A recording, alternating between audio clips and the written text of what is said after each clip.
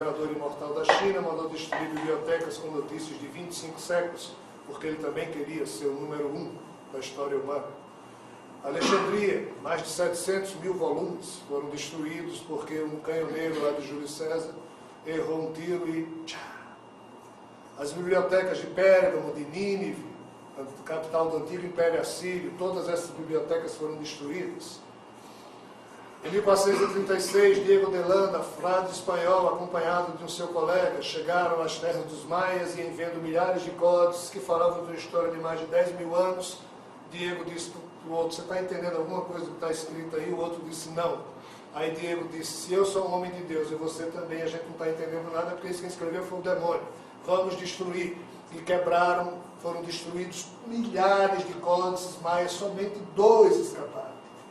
Dos 630 e poucos livros escritos por Enoque, apenas fragmentos de 2 resistiram e hoje se fazem presentes. Ou seja, houve um tempo passado em que essas histórias sobre Capela eram plenamente conhecidas em algumas regiões da Terra.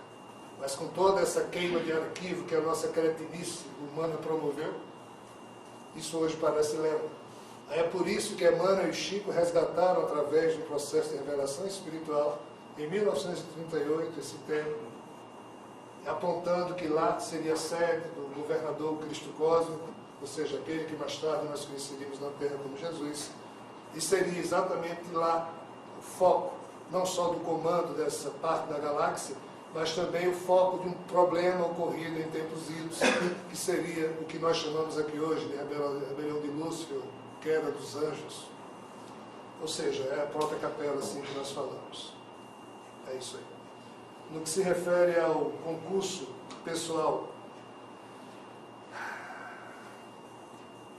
eu devo estar tentando colecionar ou escrever algumas dezenas de livros sobre o tema Rebelião de Lúcifer ainda, sobre o sistema de capela.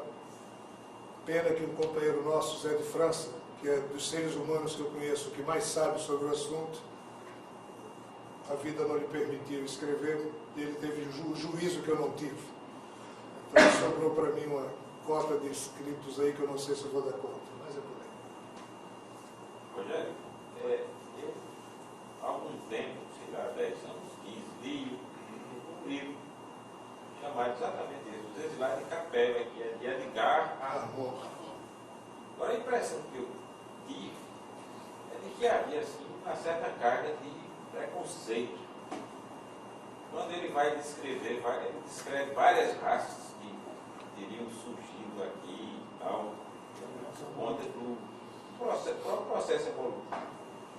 Eu não estou mais lembrado direito. Mas você já teve a oportunidade de ler esse livro ou de confrontar? Quando você leu esse livro, eu nem era nascido ainda. Você quer que eu me lembre dele? Não, é porque eu queria, na verdade, ouvir de você o que tem ali. É claro que a ideia geral é certa, mas muito do que tem ali eu achei que não fosse muito fiel, digamos assim. Você teria algum comentário a dizer? Edgar Armand, cujo espírito está aqui conosco, diz que pior é que é verdade. É. Ele romanceou um pouco, acrescentou uma ou outra coisa, mas é por aí.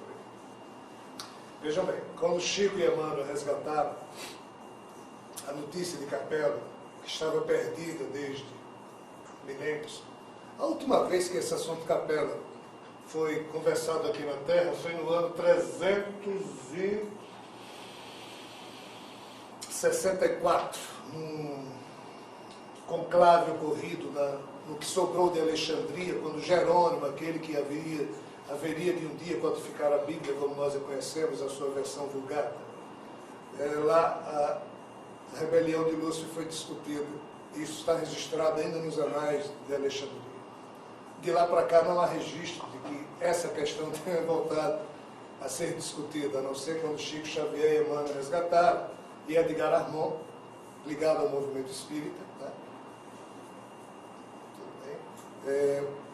Resolveu apoiar o livro de Chico, A Caminho da Luz, é muito amplo. Ele retirou o tema Capela, que é só um dos capítulos, o capítulo 4, 3 e 4, E ele então ele fez uma obra à parte para tentar chamar a atenção da humanidade exatamente para essa questão. Vejam bem, nós não estamos preparados para saber a verdade. A verdade dói. Tem um lado encantador, mas a verdade que nos vai ser mostrada daqui a alguns anos tem um lado perturbador, ela dói um pouco. Por isso que é Jesus que vem coordenando tudo isso, já que a doçura da sua alma é que está administrando toda essa confusão para nos tornar palatável ao entendimento. Tudo que passou, está se passando e que irá ocorrer, mas de bom. Os dramas se acabam, ou já se acabaram. O fato é que Edgar Armand foi alguém que apoiou e tentou divulgar essa perspectiva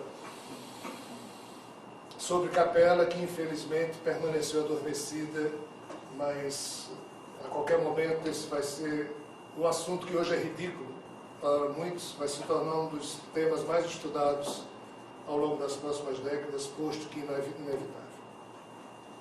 Mas a gente ainda não está preparado para isso, não. Mas vai ter que lidar com isso. Vai surgir alguma evidência?